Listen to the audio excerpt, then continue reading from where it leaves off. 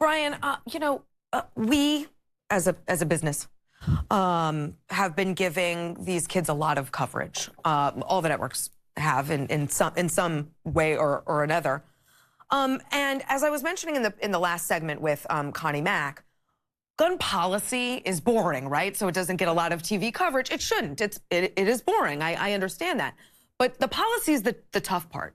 Do you think in showing these kids so often as we all do, we're doing actually them a disservice? Because the policy is actually what's going to change this.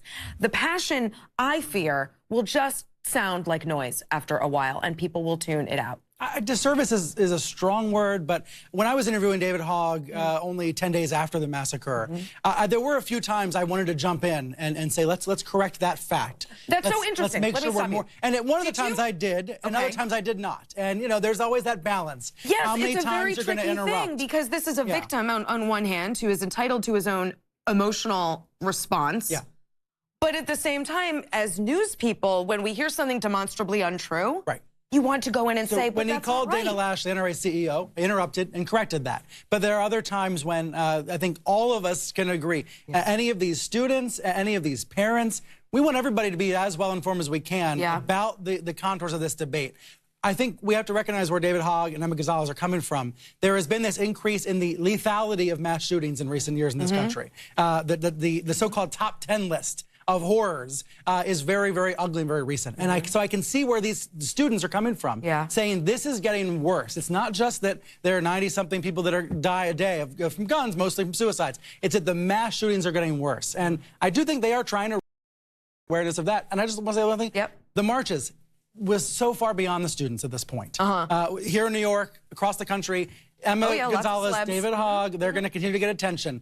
But it wasn't just about celebrities. I think that's a cheap shot to say it was about celebrities. No, my point is that that New York were not it was there not to see just celebrities. students, it was celebrities and it was politicians. Who cares about the celebrities? The people there weren't there for the celebrities. They're there because they're scared and they're freaked out and they're pissed off. But I'm saying celebrities were also pissed off and I mean, I don't think that's why people were on the streets. And passionate. I don't think that's why people were on the streets from Spokane to Springfield and Walla Walla to Wilmington. People were coming out across the country because the intensity gap has closed. That it's not just gun rights proponents that are intense about this now. It is gun control activists, and that's going to be a challenge in November.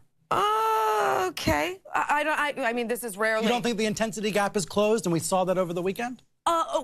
In terms of passion? Yeah.